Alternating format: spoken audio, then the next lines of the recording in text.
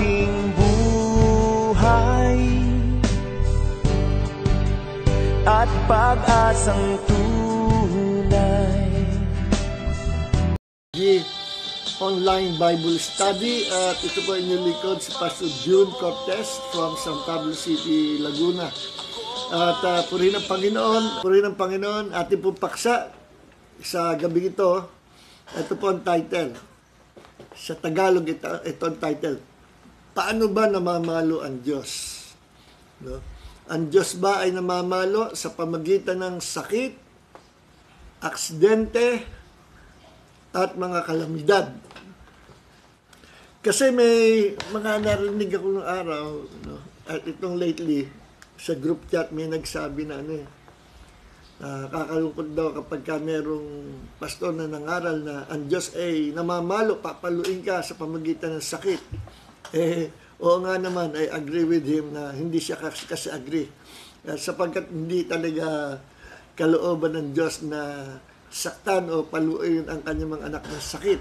At yan po ating sasagutin sa gabi ito. Pag-aaral natin, paano ba namamalo ang Panginoon? Ang Diyos ba'y namamalo? Sabi sa Hebrews, Hebrews chapter 12, verse 5 hanggang 11, namamalo ang Diyos. At babasahin natin ang talata. So, sa English ay, does God chasten His children with sickness,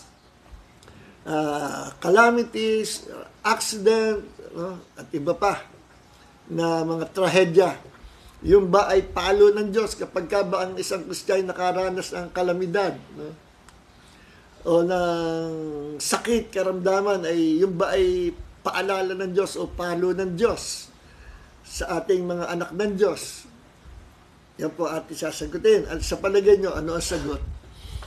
Yes or no? Palo ng Diyos. Ginagamit ng Diyos ang mga sakit, karamdaman, aksidente, kalamidad,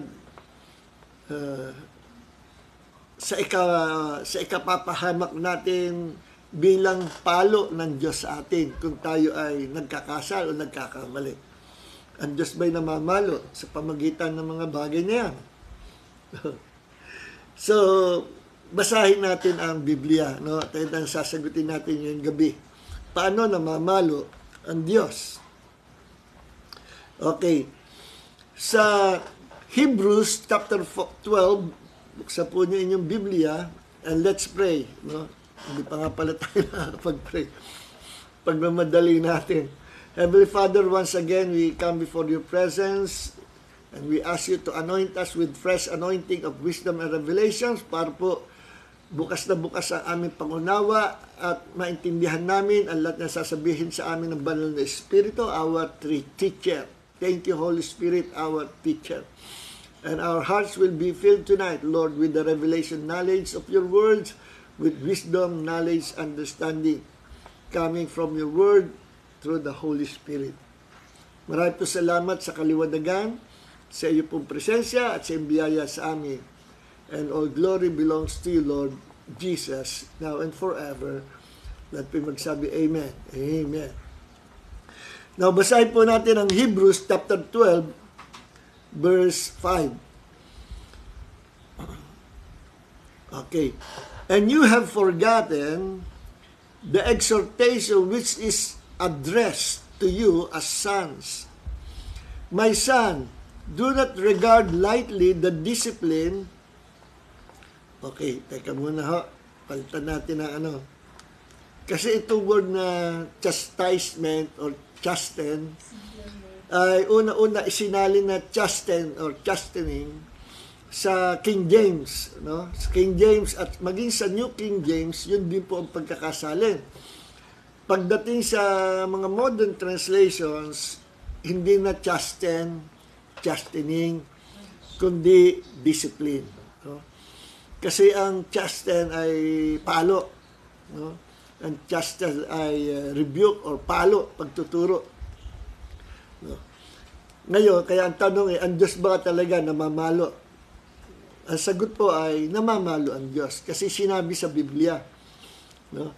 Sa modern translation, yung chasten ay pinalitan na ng discipline kasi sa Greek ang meaning ay hindi basta palo, no? Kundi disiplina, no?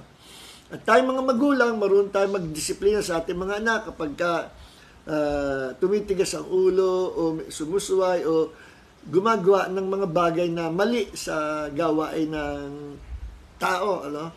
Kaya bata pa ating dinidisiplina at kapag minsan ay pinapalo natin, no, para matandaan.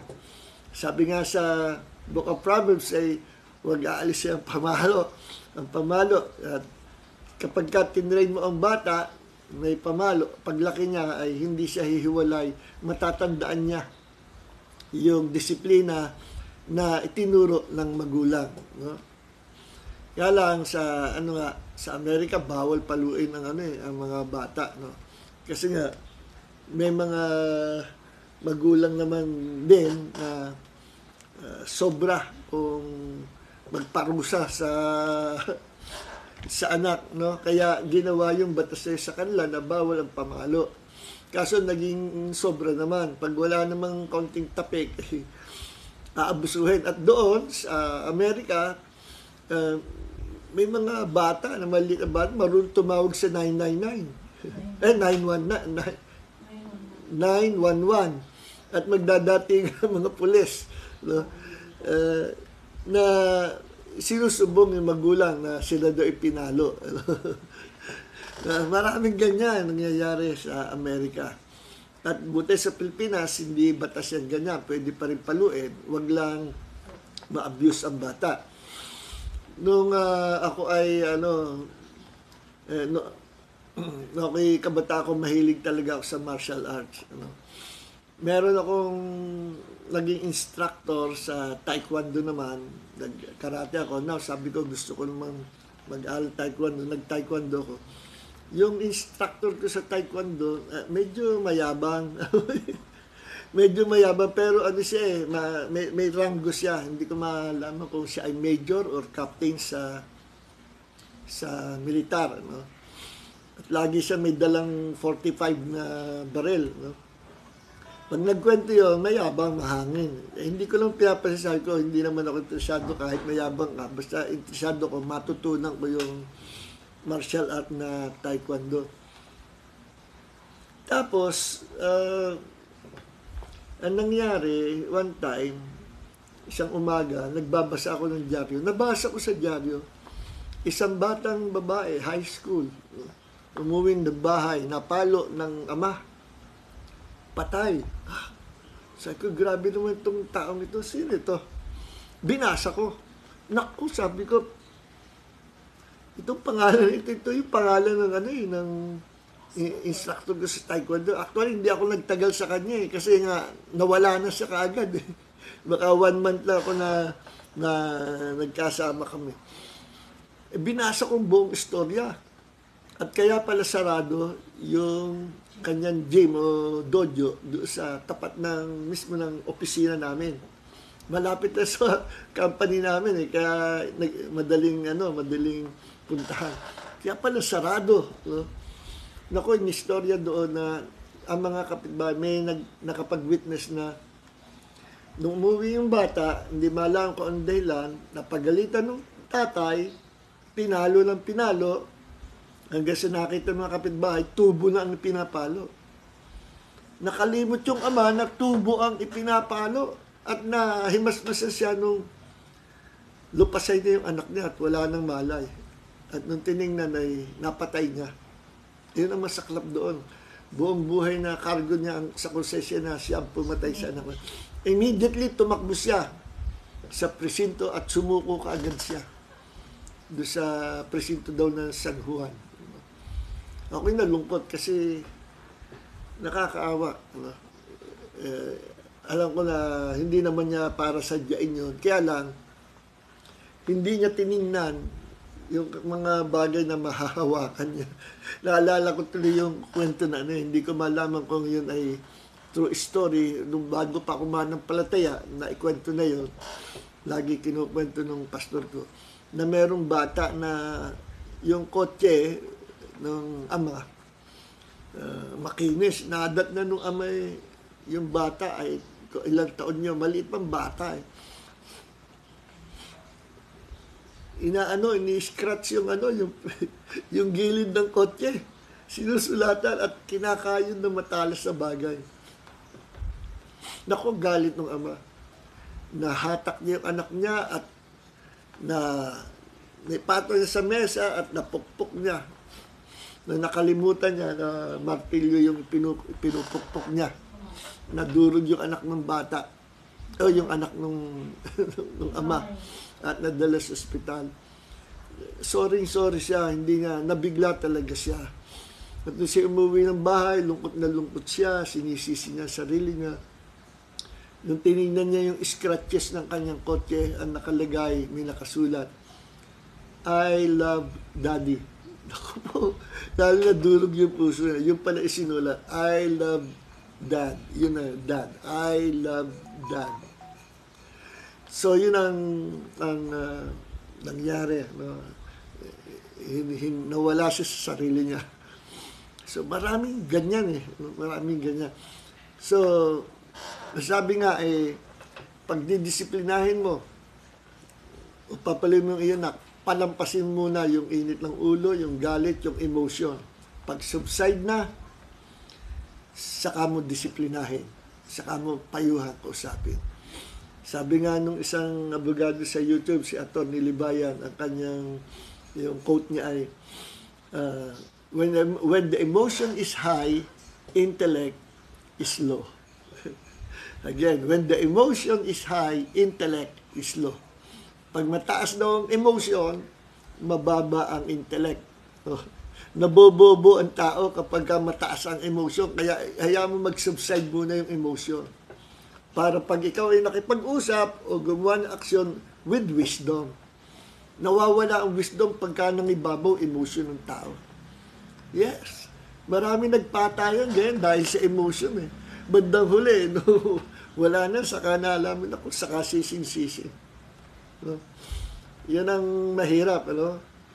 Kaya, nagalit ka, nakasahan mo kaagad ng baril, yan yung viral ngayon.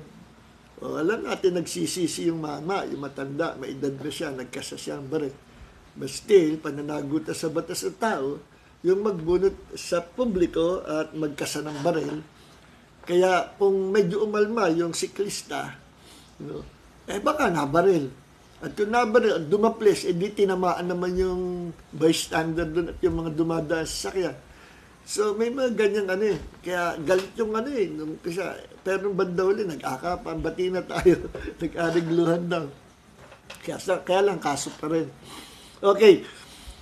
So, ang Diyos ba ay namamalo ng brutal na pamamalo sa pamagitan ng sakit, karamdaman, aksidente, kalamidad? Basahin natin. Sa Hebrews chapter 12 verse 5, and you have forgotten the exhortation which speaks to you as to sons. My son, do not despise the chastening of the Lord, nor be discouraged when you are rebuked by Him. For whom the Lord loves, He chastens, and scourges every son whom He receives. Ating Tagalogan, i-paraphrase natin sa Tagalog. Anak ko, huwag mong babaliwalain, sabi ng Diyos, ang pamamalo o pagdisiplina ng iyong Panginoon. Ni huwag kang madi-discourage kapag ikaw ay sinasaway ng Diyos. No? Sapagkat lahat ng iniibig ng Diyos, Kanyang pinapalo. Sa modern English, He disciplined. To whom the Lord loves, He disciplined. Sapagkat lahat ng minamahal ng Panginoon na Kanyang mga anak, Kanyang dinidisiplina. Yan. And scourges every son whom He receives.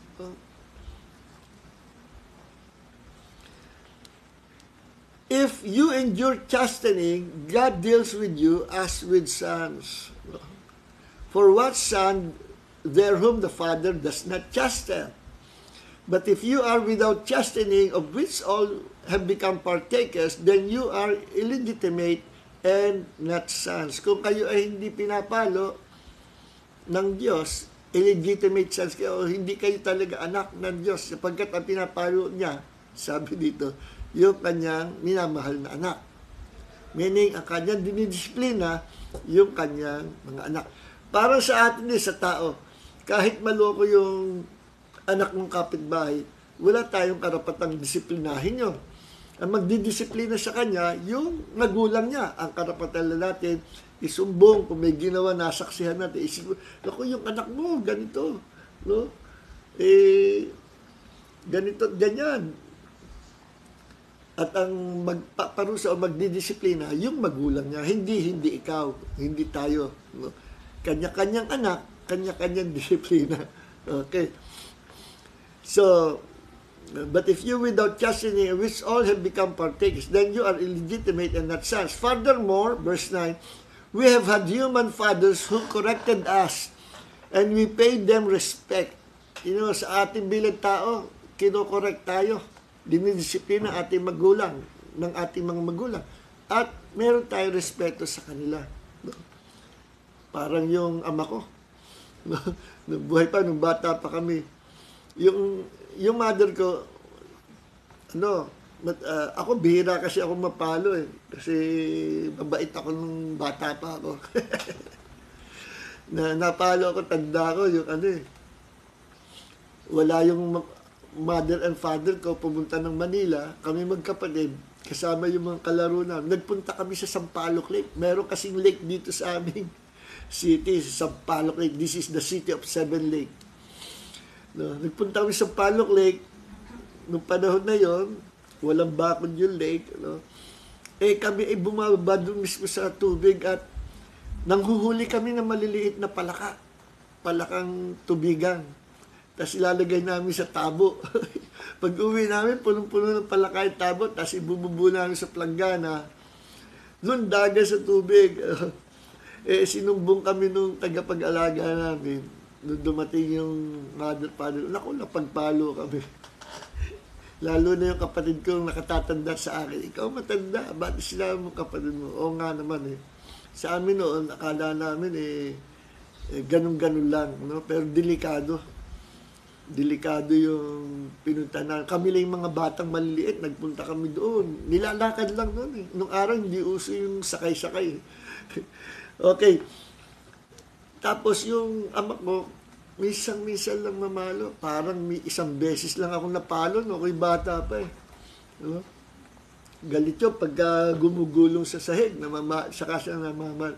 Sabi nung ama ko, nung father ko, ako isa lang ang palo ko, tapos na hindi ako namamalong, tak, isa nga lang, totoo yung sinabi niya.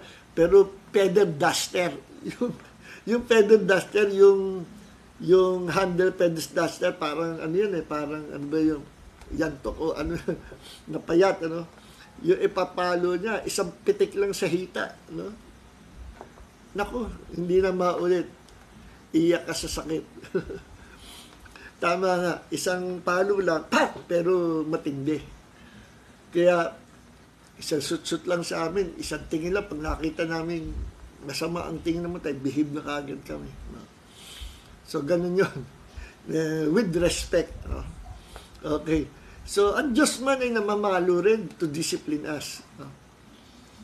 Tapos sabi dito, kung ang mga magulang natin, dinidisiplina tayo, at meron tayong respect sa kanila, shall we not much more readily be subjection to the Father of spirits and live? For they indeed for a few days chasten us as seemed best to them, but He for our profit, that we may be partakers of His holiness. Minsan, niisip natin ang disiplina o pamamalo ng Diyos parang masakit. Ba't kaya ganito, Panginoon, namamalo? Pero yung pala sa ikabubuti natin para tayo ay maging kabahagi nga sa kanyang kabanalan. Para tayo makalakad sa holiness. Sapagkat ang gusto sa ating Panginoon, lumakad tayo sa kabanalan, kagaya ng paglakad ng Panginoong Hesus na siya ay nasa lupa pa. So let us therefore walk in His holiness and righteousness. Yun ang gusto ng Panginoon. Now, no chastening seems, verse 11, no chastening seems to be joyful for the present, but painful. Walang palo ang Diyos na sa umpisa ay masarap o kalugod-lugod o nakakasaya. Wala. Lahat painful. No? Nevertheless, afterward, it yields the peaceable fruit of righteousness to those who have been trained by it. Pero ang bunga naman nito, ay bunga ng kapayapaan at katuwiran sa atin, at ito ay patungo sa ating maturity, spiritual maturity, yung disiplina, yung palo ng Panginoon. Okay, now, atin nang i-expound ito. Ang Diyos ba'y namamalo? Ang sagot ay, opo, namamalo ang Panginoon. Sa King James, yung King James chasten or chastening ang word. Pero sa mga modern translation, NASB, ESV, NIV, hindi na yung word na chasten, kundi discipline. Kasi sa Greek, ang meaning ay hindi basta palo, no, na nananakit, kundi palo na nandidisiplina, nagtuturo. Ngayon, paano magturo ang Diyos? Paano siya magdisiplina? Siya ba ay nanghahataw ng sakit, karamdaman? Kasi may nangangaral na ganyan eh. No? At sasabihin ng mga mangangaral, ayan, pinalo ng Diyos kaya nagkasakit. No? Pinalo ng Diyos kaya na-aksidente. Pinalo ng Diyos kaya nagkaroon ng kalamidad at tinangay ng bagyo ang bahay. Pinalo ng Diyos. Mali po, I disagree. No? Hindi ako naniniwala na namamalo ang Diyos sa ganung paraan. Paano namamalo ang Diyos? Well, ang Diyos po ay katulad ng isang mabuting pastor. No? A good shepherd. At totoo, si Jesus, ang ating Diyos, is the good shepherd na tinutukoy sa Psalm 23. No? Tingnan natin, Psalm 23. The Lord is my shepherd, I shall not want. He makes me to lie down in green pastures. He leads me beside the still waters. He restores my soul. He leads me in the paths of righteousness for His name's sake. Yea, though I walk through the valley of the shadow of death, I will fear no evil. Kahit ako'y maglakad na nag-iisa sa ibaba, sa paanan ng bundok na madilim, hindi ako matatakot. Walang kasamaan akong katatakutan. Bakit? Sapagkat ika'y sumasa akin, aking pastor. For you are with me. Your rod and your staff, they comfort me. Ang iyong pamukpok at tungkod ay umaaliw sa akin. Your rod and your staff. Meron pong bawat pastor sa Israel, meron dalawang tungkod. Dalawa. Isang mahaba na ang dulo ay pakalawit. May kalawit. Bakit? Yung mahabang tungkod na yun, pang-guide ng mga tupa, pantapik sa mga tupa. Dito kayo. Ano? Pang-taboy sa mga tupa. Dito ang linya nyo. Huwag kayo lalabas. At meron lalabas, kakalawiti sa leeg. O, dito ka. Kaya may kalawit yun eh. Mahaba yun. No? Yun ang tungkod ng shepherd. At the same time, may hawak yun na maikli na pamalo. No? Para saan yung pamalo? Sa mga tupa ba? Panghato sa tupa? Hindi. Para sa mga wild beasts, wild animals na papasok, halimbawa fox, or mga hyena, or tiger, or lion, na magbabalak na lapain o kumuha ng tupa at kainin, lapain. Kagaya sabi nga ni David napalaban siya sa leon. Bata pa siya, no? Napalaban daw siya sa leon. Napalaban siya sa bear, sa oso. Pareho daw niyang pinatay with his bare hands. Hinawakan daw niya sa balbas, sa buhok yung leon, at kanyang pinatay with his bare hands. Totoo yung sinasabi ni David. Because of God's anointing, he became a giant killer. Killer ng wild beasts, wild animals na lalapa sa kanyang mga tupa. Pinagtatanggol niya. Yun, ganun ang shepherd. Ang mga upahan, sabi ni Jesus, ipinaliwanag ni Jesus, ang mga upahang pastor, pag nakakita ng mabangis na hayop, albay leon, tumatakbo, iniiwan yung mga tupa kasi sila ay bayaran. Walang malasakit. Pero ang tunay na shepherd hanggang mamatay for the sake of his sheep. Yun ang true shepherd. Pinakikita ni Jesus siya ang true shepherd na nagkikare siya sa mga tupa. Dinadala niya ang mga tupa sa green pasture sa lugar ng pagpapala na kung paano saan kung dinadala niya ang kanyang mga tupa sa lugar na doon pagpapalain. In green pastures, mangangain sila ng sariwang damo. Kumbaga sa atin hindi tayo dadalhin ng Panginoon sa lugar ng masama, sa lugar na tayo ay mapapahamak. Dadalhin tayo sa lugar na tayo ay mapagpapala niya because He is our true shepherd. Pangalawa, sabi dito ni David, kahit ako'y maglakad sa ibaba ng bundok na madilim, though I walk through the valley of the shadow of death, I will fear no evil. Walang masama akong katatakutan. Sapagkat kasama ko ang aking pastor. Your rod and your staff, they comfort me. Ako ay kino-comfort. Inaaliw ng iyong dalawang tungkod. Ng iyong tungkod na maliit, na pamalo, ng iyong tungkod na mahabang tungkod. Now, ano yung dalawang tungkod? The shepherd's staff and rod. Ano yun? The Word of God. The Word of God. The rod and the staff of the shepherd, yun po ay Word of God pareho. Ang Word of God, yan ang ginagamit ng Diyos sa atin to discipline us, to teach us, to guide our way. Ang Holy Spirit, sabi nga sa Romans 8:14, those who are being led by the Spirit of God are sons of God.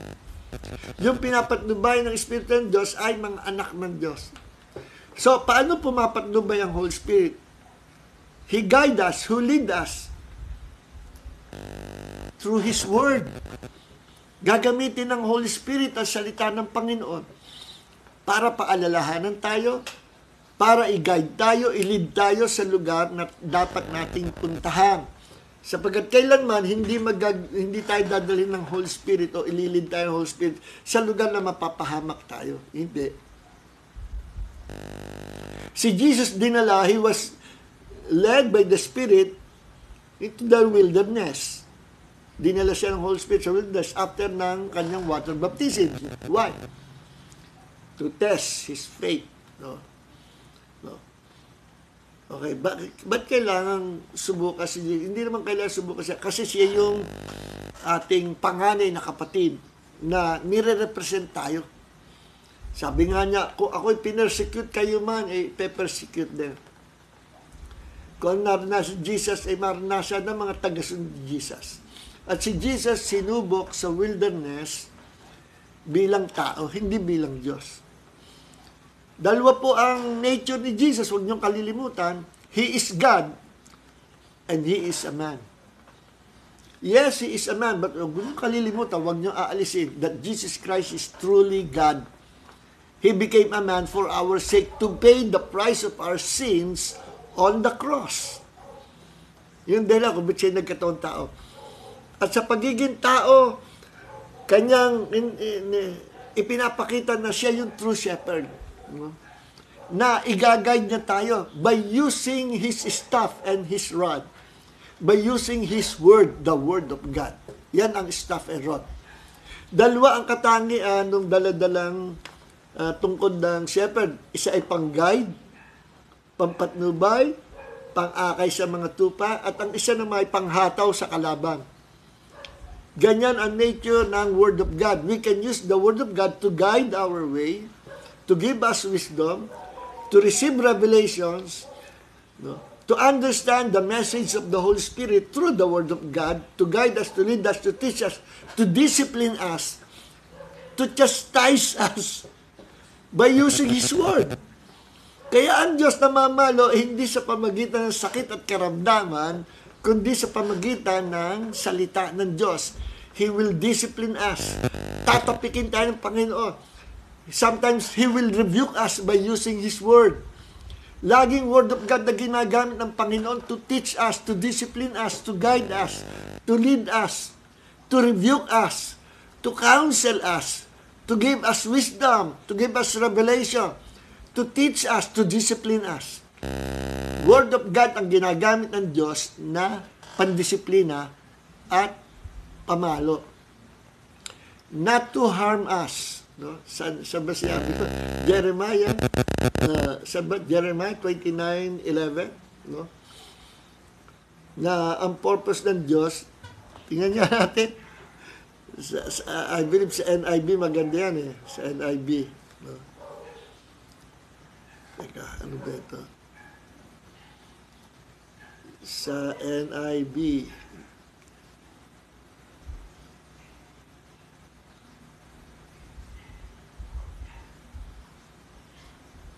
Wala NIV.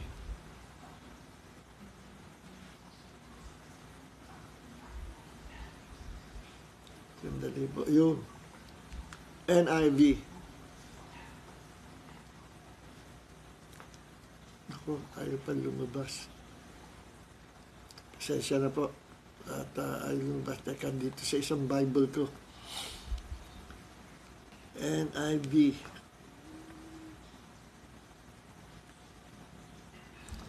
Ang NIV po is still number one Bible translation. Pinakamabenta, isa sa pinakamadaling basahin. No?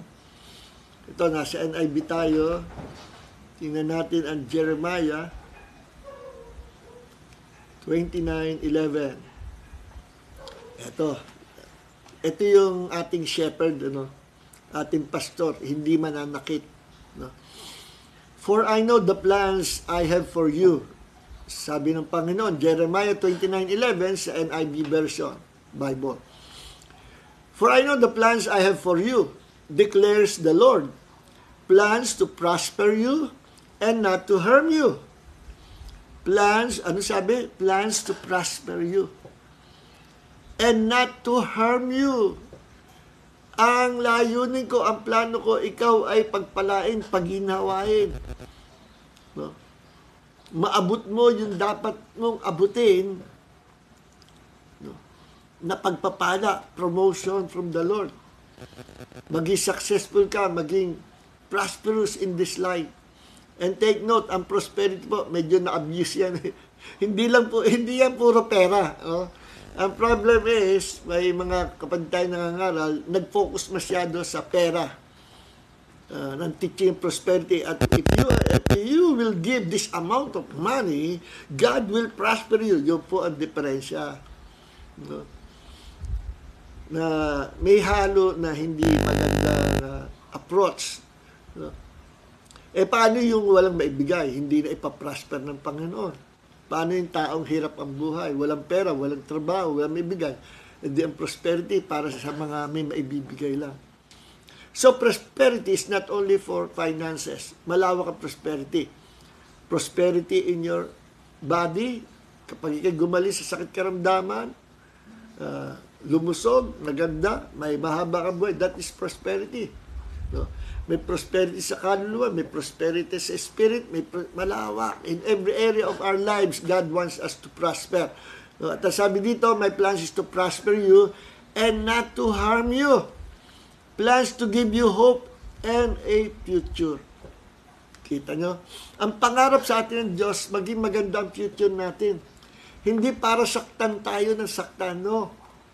May mga times na inaalaw ng Diyos na mangyari, yung mga nangyayari, inaalaw ng Diyos sa ikatututurin natin. May mga dahilan, May mga dahilan. At siguro pwede kong pasadahan ng ilang dahilan.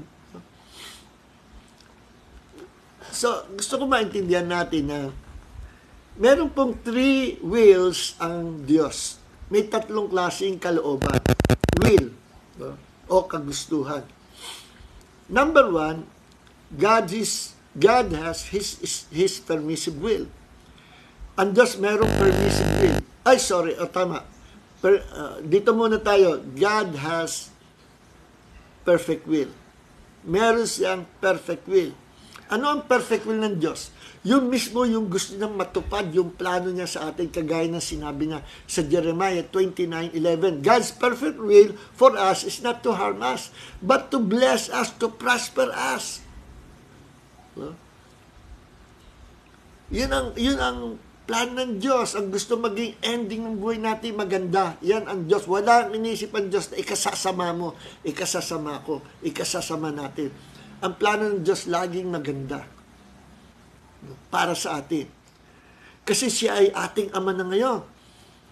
Kayo mga ama, kayo ba kung magdisiplina sa anak, no? May ginawang kalokohan yung anak nyo, bata pa. Halimbawa, 9 years old. Anong gagawin nyo? Lalasunin nyo? Ba, hindi. Anong gagawin nyo? Ibibitin nyo ng patiwarik at lalatiguhin nyo? Ba, hindi.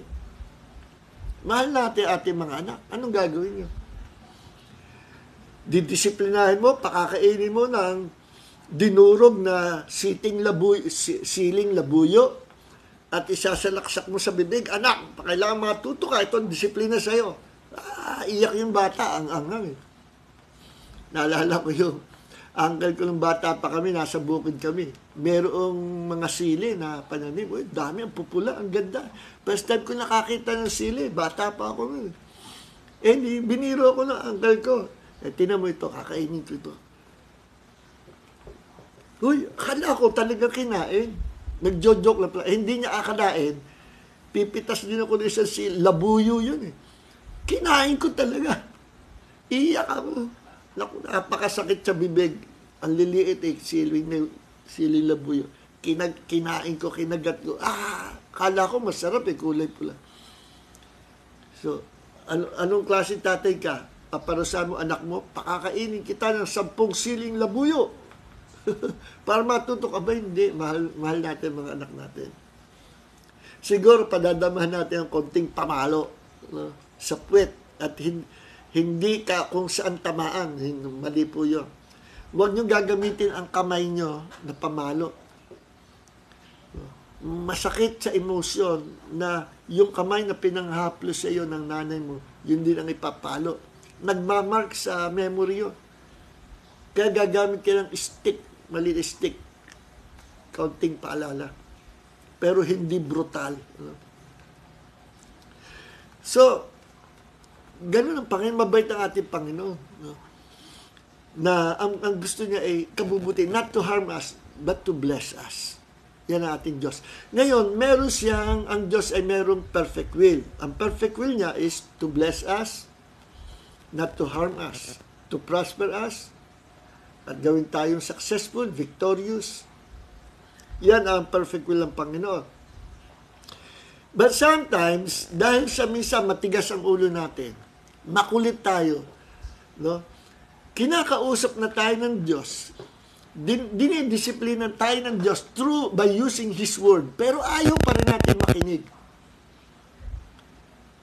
Ginamit na ng Diyos lahat ng counseling, rebuke by using His Word and the Holy Spirit, but still, matigas pa rin ang ulo natin.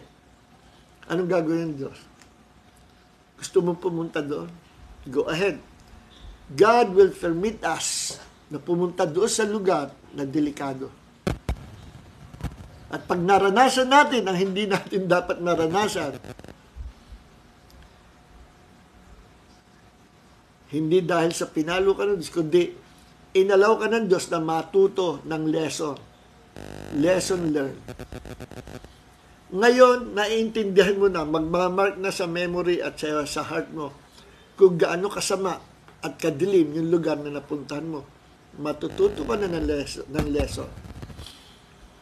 Inalaw ng Diyos. Ang tawag doon, God's permissive will.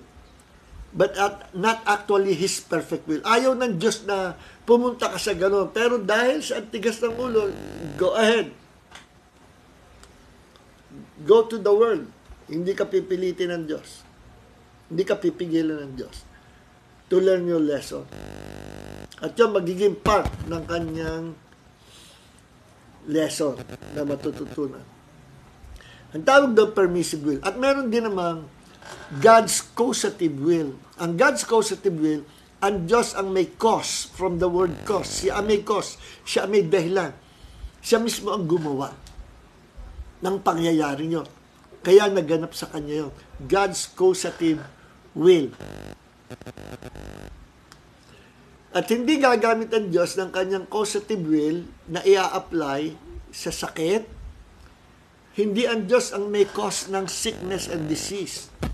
Hindi niya gagamitin ng kanyang causative will ang calamities, na tangay ng bagyo ang bahay mo. Hindi gagamit ang Diyos ng ganon.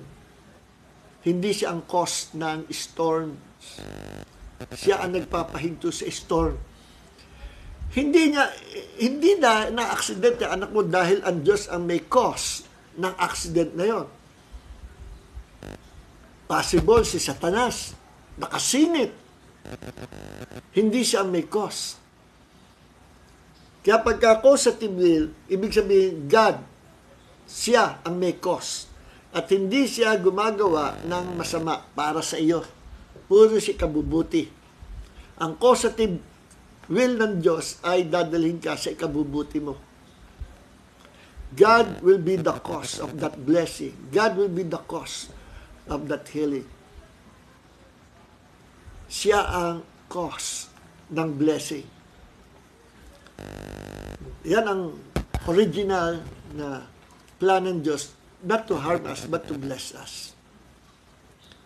At ang gusto ng Diyos ay nandun tayo sa loob ng perfect will of God. Why? Kasi if we are always inside or in the perfect will of God, nobody can harm us. The devil cannot touch us.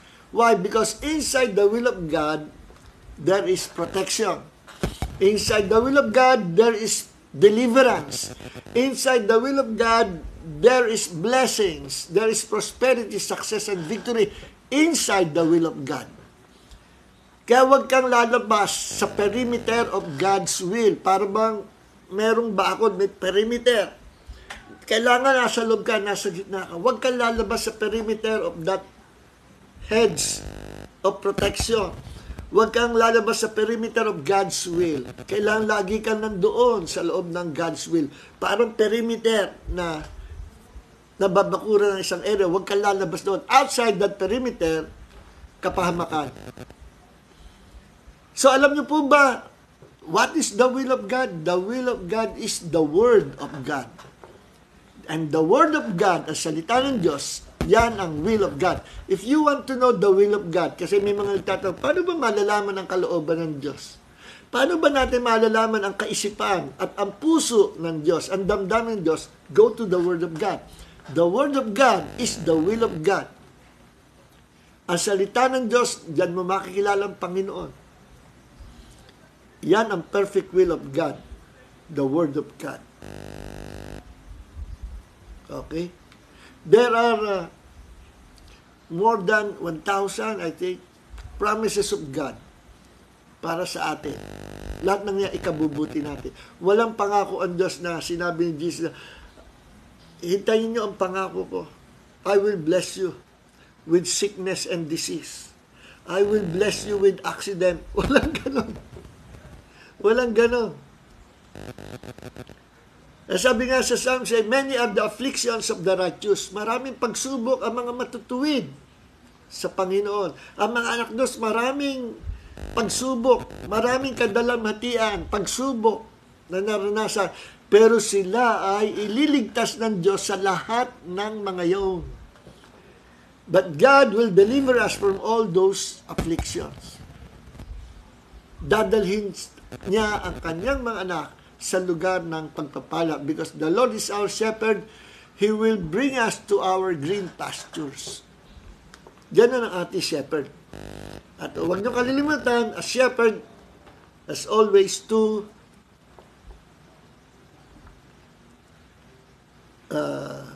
ang tawag dito, may dalawang tungkod. His staff and his rod. Ang staff, pagtuturo, pag-lead, pag-guide, pantapik sa tupa, pangkalawit, mahaba yun. Ang rod, panghataw sa kalaban. Both, the staff and the rod are the word of God. Why? Sapagkat ginaguide, nililid, pinapatnubay, tinuturo, dinidisiplina tayo ng Diyos by using His word. At the same time, the word of God can be used as a weapon to destroy the enemies. Paluin, hatawin ng salita ng Diyos. Kita niyo nangyari kay Satanas nung na-encounter siya ni Jesus sa wilderness for 40 days, 40 nights. 3 times na tinukso si Jesus. Anong ginawa ni Jesus? Hinataw niya ng rod of the word of God. At si Satanas, 3 times ang tinet, 3 times din ang hinataw ng salita ng Diyos. It is written. It is written. At sabi daw, pasamantalang iniwan siya ng dyablo. Kasi takot, nasasaktan ang dyablo once we declare by faith the word of God. Panghataw ito sa kanya. The word of God is the food of the Spirit. The word of God is like a staff that will lead us, guide us, protect us. At the same time, the word of God is a weapon. Okay? Now, so ganito. Kapag ang isang anak ng Diyos ay nagkakasala or lumabas sa perimeter of God's will, so delikado. No? Nasa territory siya ng kaaway. As much as possible, gusto ng Diyos, we are inside the perimeter of God's will. And God's will is the Word of God. Para maprotektahan niya tayo. Lumabas ka. Kita niyo sabi ng Panginoon sa John chapter 10, sa mga tupa niya, kayo aking mga tupa, walang sino man sa inyo makapag-aalis sa aking kamay. Walang sino man sa inyo makapag-aalis sa kamay ng Ama. Dalawang kamay ay nakahawak sa atin ng mga tupa ng Panginoon. The hand of the Father and the hand of Jesus. Both hands are protecting us. Wala rin makapag-aalis sa atin sa kamay ng Ama at kamay ng Jesus. Meaning, wala makaalis sa atin sa blessing, sa protection, sa kalooban ng Diyos. As long that we are sa kamay ng Diyos. We are in the hands of God. Pero it's up to us. If you will choose, yung pipiliin mo na ikay umalis sa kamay ng Diyos, hindi ka pipigilan ng Diyos. Sapagkat bawat tao binigyan ng Diyos ng freedom to choose his destiny. Si Adam and Eve, nung sumuway ba, pinilit ba ng Diyos? Ay, wag mong isang pitik lang ng Diyos doon sa sa fruit of the tree of knowledge of good and evil, wala na yan. Pero hindi ginawa ng Diyos. Bakit? Binigyan ng Diyos ang tao ng free will at nirerespeto ng Diyos ang free will ng tao na kung anong piliin mo, iaalaw yan ng Diyos. Kaya sometimes ang mga anak ng Diyos o mga tupa ng Panginoon napapapunta sa hindi maganda, inalaw ng Diyos. Yun yung tinatawag na permissive will of God. Bakit? Ang tigas ng ulo mo kasi. Ang kulit mo eh. So, ang Diyos, ganito ang nangyayari sa mga anak ng Diyos minsan, no? Kung bakit may mga nangyayari, hindi dapat mangyayari. First, gumawa ka ng mali. Hindi ayos sa kalooban ng Diyos. Papaluin ka ng Diyos. Anong ibig sabihin? Tatapikin ka ng Diyos. God will discipline you. He will rebuke you by using His Word through the Holy Spirit. Papaalala siya ng Holy Spirit ang salita ng Panginoon. He will rebuke you. He will counsel you. He will discipline you with His Word. At gumagawa ka ng kasalanan. Nandiyan ang Holy Spirit that will convict you using the Word of God. And the Word of God as pamalo, tatapikin ka ng salita ng Diyos. At kung hindi ka nasasaktan, at mas gusto mo pa rin yung ginagawa mo masama, magpapadala ang Diyos. Kung ayaw mo makinig sa salita ng Diyos, magpapadala ang Diyos ng mga lingkod niya to counsel you, to advise you. Kaya mahalaga, sa mga tupa ng Panginoon, merong mentors. Your mentors will advise you, will counsel you, magpapaalala sa iyo na mali yung ginagawa mo. At kung ayaw mo makinig sa pastor o sa mentor, ano mangyayari? Second step yun. Una, gumagawa ng kasalanan, yung tupa ng Panginoon. Gagamitin ng Diyos ang Word of God. Number 1. Pag ayaw makinig, He will send people into your life who will advise you, who will guide you. At una-una na yung mentor mo o yung pastor mo. Pero ayaw makinig, gagamit siya ng mga taong iba pa. To advise you, to rebuke you, to counsel you. Mali yung ginagawa mo. Ayaw mo pa rin makinig. Ang dami ng pinadala ang Diyos. Anong gagawin sa'yo? Eto. Basahin natin ang 1 Corinthians. Eto, yung kasukdulan nito, mga kapatid. Balik natin sa NASB. Ito na, kasukdulan, matigas ang ulo. Ito, tingnan natin sa 1 Corinthians chapter 5, verse 5. Ito nangyaring problema sa Corinth. No? Sagana sila sa gifts, pero alam niyong kulang sa kanila. Character, love, Christ-like character, kulang sila. Alam niyo kung bakit? Merong membro sila sa church, nandun pa rin, no? Na gumagawa ng kasalanan. Na ang payo ni Paul ay nakakahawa yan. Para yan, ang kasalanan parang libadura. Ano libadura? Yan ang baking powder, sinasama sa harina para umalsa yung tinapay, lumaki, umalsa. So, ang kasalanan, ganyan ang nature na para libadura. Pag hinayaan mo sa loob ng church, yung kasalanan ng isa, bandang uli, magiging kasalanan ng lahat. Bakit? Hawa-hawa. Magkakaroon ng transference of the Spirit. Lalaganap yung kasalanan parang wildfire. Sa Amerika, wildfire sa ibang lugar. Nagsimula lang sa tuyong dahon na sikatan ng araw, matinding init, nag-ignite, naging apoy, nagbaga, naging apoy, nasunog ang buong forest. Nagsimula lang sa maliit na apoy. No? Nag-spark lang, nag-ignite lang. Dahil sa sobrang init, no? Kala ko lang pag may wildfire sa forest, Amerika, may nagtapon ng sigarilyo. Yung pala, pinapaliwanag, hindi, kahit yung sobrang init lang, pag nag-ano yan mga tuyong, marami kasi tuyong ano dun dried leaves, no? Madaling mag-apoy. Okay, ganun din ang kasalanan. Kaya, as much as possible, pag meron kasalanan sa loob ng church, inaalis yan. Maging yung tao, inaalis. Kasi makakahawa. It can be a transference of the Spirit. Pwedeng yung pag ganun-ganun lang, pero bigla nang magugulat ka, anong nangyari sa atin? Ba't lahat nagkakasal dito? Nagkaroon ng transference of the Spirit. Yung evil spirit na nagmamotivate doon sa tao na yon, sa church member na yon, gumawa ng ganung kasalanan, ngayon, nagpalipat-lipat na at lahat, naging immoral na lahat. Dahil lang sa isang taong gumagawa ng kasalanan. Ganyan nangyari dito sa sa Corinth. Kaya ni-rebuke ni Paul, no? Sabi dito, ito ay istorya dito na sabi sa verse 1. 1 Corinthians chapter 5 verse 1. It is actually reported that there is sexual immorality among you, and sexual immorality of such a kind as does not exist even among the Gentiles. Meron daw immorality sa kalagitnaan nyo, church. At kahit sa mga pagans, sa mga taga-salibutan, walang ganito nangyari. Sa church pa naman ng Kristiyano. No? And sexual immorality of such a kind as does not exist even among the Gentiles. Namely, ito yung gumawa ng gano'ng kasalanan. Ito yung kasalanan.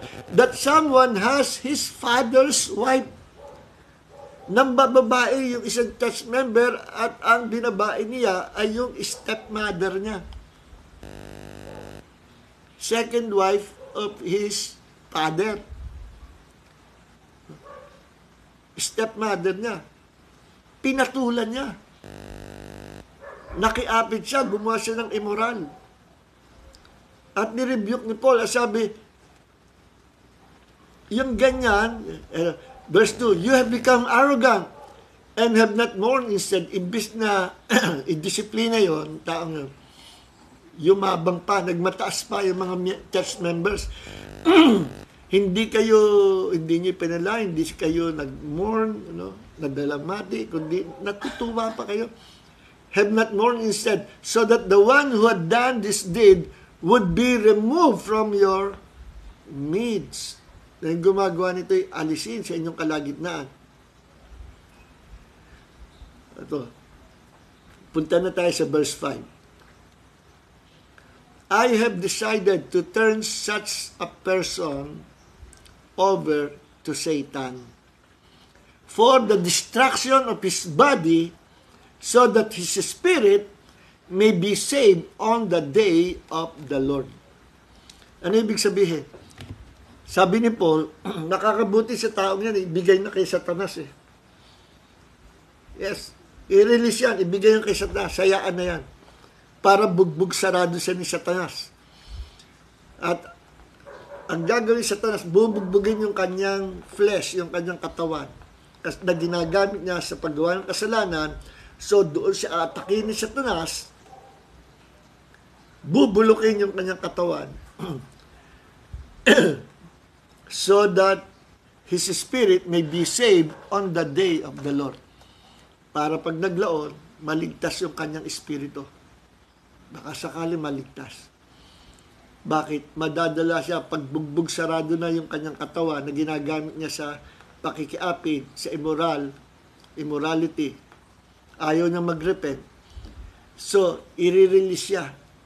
Pakakawalan at hayaang si Satanas ang mangyari sa kanya. Yun ang tinatawag na God's permissive will. At ang church, binigyan ng Diyos ng ganyan din, permissive will. Let him go. Let them go. At pag ganon, doing immorality,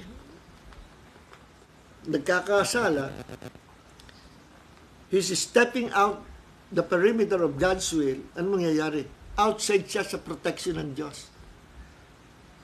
He is now outside the protection of God because he's outside the perimeter of God's will. Ano mangyayari?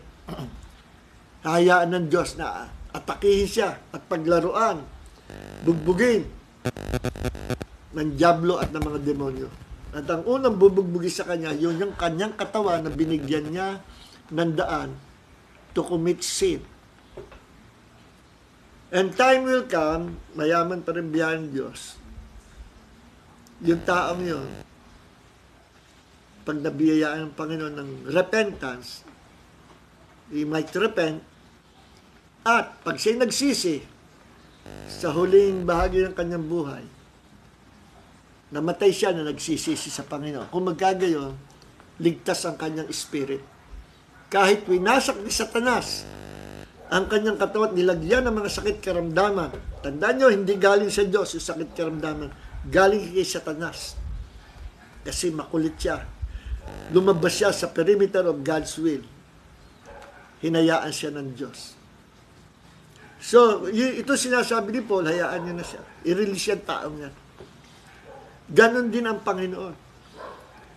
Hinahayaan ng Diyos na i-release yung taong yon outside the will of God, outside God's protection, para mapunta sa kamay ni Satanas at si Satanas ang bahala ng bumugbog sa kanya. Ayaw mo sa akin, go ahead. Go to the devil. Ayaw mo sundin ang kalooban ko, ayaw mo lumakad sa kabanalan, okay, i-release kita. Go to the devil. At tikman mo kung anong klaseng pagmamahal sa iyo ng diablo. The devil comes only but to steal, to kill, and to destroy your life. See? Kaya, minsan, may nangyayaring ganyan. Pero wag niyong pararatangan ng Diyos na siya ang pumalo. Ibinigay siya ng Diyos kay Satanas para matuto. Mahirap ang pagtuturo ng Diyos kapag matigas ang ulo, you will learn it the hard way. Kapag ikaw ay kinakausap sila, pinapayuhan ng iyong mentor, ng iyong pastor, ng iyong leader, o ng mga kapatid, makinig ka. Dahil baka dumating ka sa sitwasyon na ibigay ka ng Diyos kay Satanas to destroy your flesh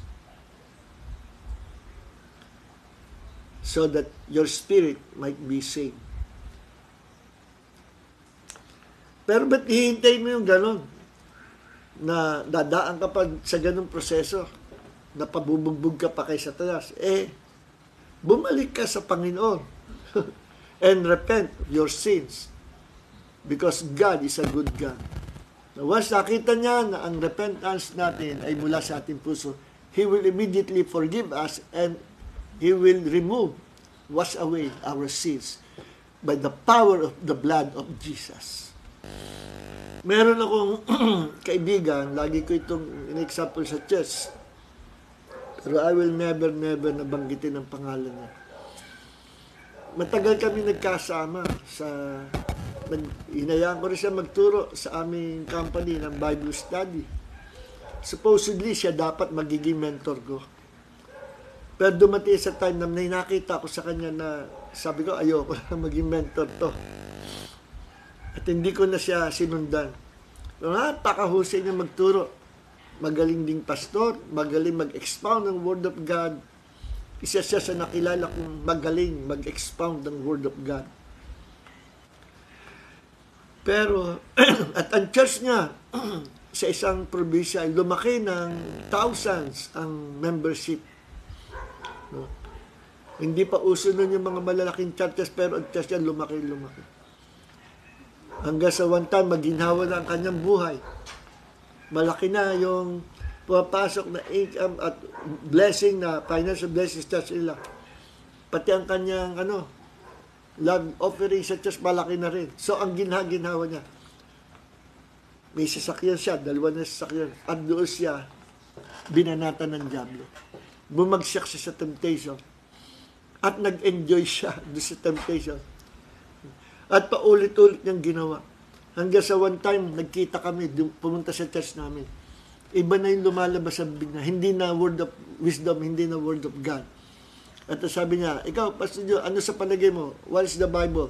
Sabi ko, the Bible is the word of God. Ay, mali ka. The Bible contains the word of God, but it is not the word of God. Ano? Iniwasan ko magtalo. Sabi ko, ano kaya nangyari dito sa kapatid? Mukhang nag-iiba na. Nagiging kulto ng doctrine. Kasi nga, pumasok na sa kasalanan. Hanggang sa lumaon, ang taga, hanggang sa hindi, nagkaiwalan na kami. Nabalitaan ko na lang doon sa kaibigan ko na nadalaw niya yung huling gabi ng lamay. Sabi ko, ba't hindi mo sinabi sa akin? Ako nga, umabot pa ako eh. Late na nang naabutan. Di ba mataba yun? Pumayat ng payat. At sabi ng pamilya, matagal po siya nagkasakit. Sakit na hindi gumagaling.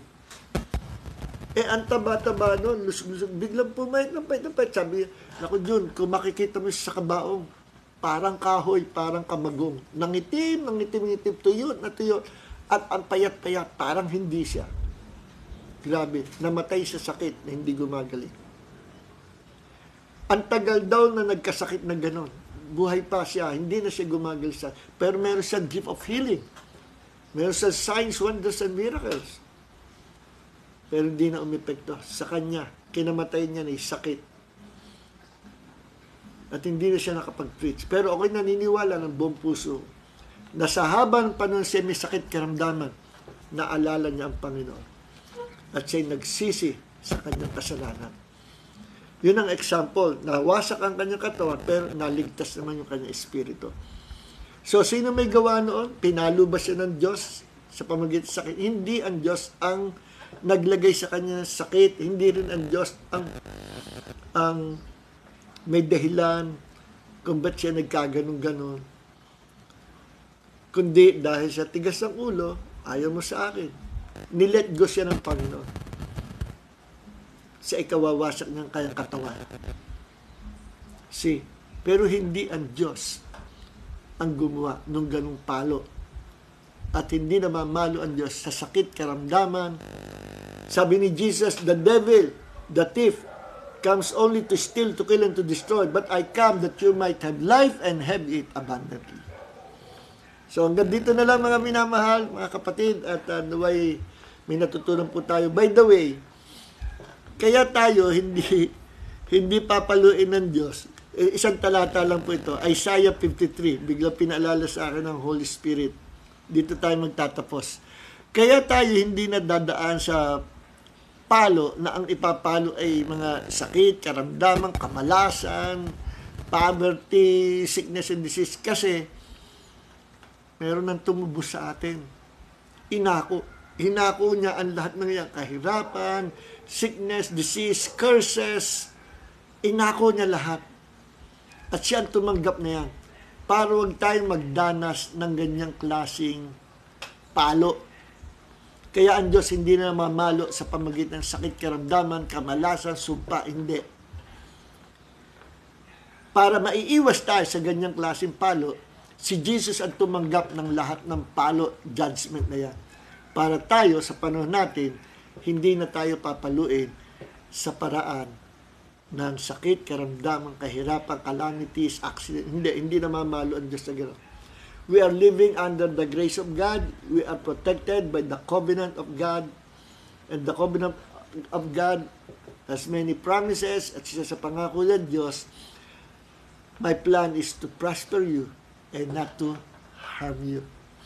Tingnan niyo sabi dito, patungkol kay Jesus na nagdala ng lahat ng ating sumpa, pati judgment, lahat, pati palo ng Diyos sa isang taong makasalanan.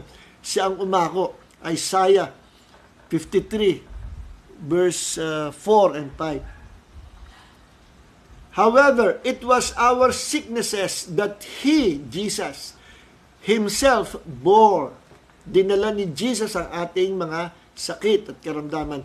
And our pains that He carried. Dinala niya lahat ng sakit, kirot sa ating puso, kadalamhatian, sakit, karamdaman, emotional pain, Yet we ourselves assumed that He had been afflicted, struck down by God, and humiliated. Kala nung iba noon,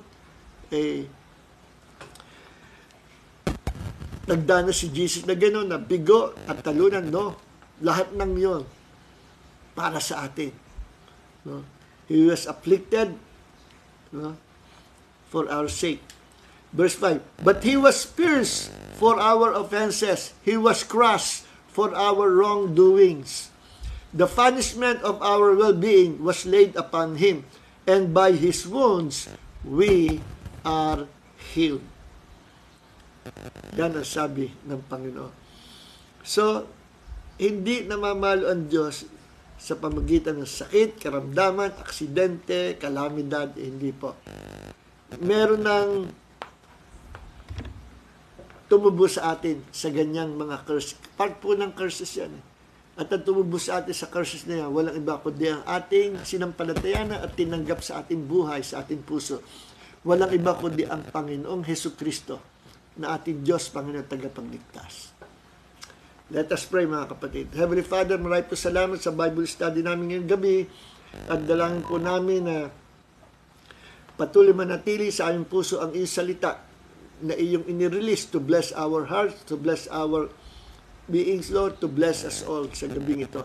Maraming po salamat at kahit po lumalim ng gabi, salamat sa mga kapatid na hanggang ngayon kasama namin sa pakikinig ng iyong salita at naintindihan at natutunan namin kung paano ang Diyos ay namamalo pero hindi sa pamagitan ng sakit at karamdaman, hindi sa kamalasan, hindi sa sumpa, hindi sa aksidente, hindi sa kalamidad, kundi gamit niya ang salita ng Diyos to counsel us, to rebuke us,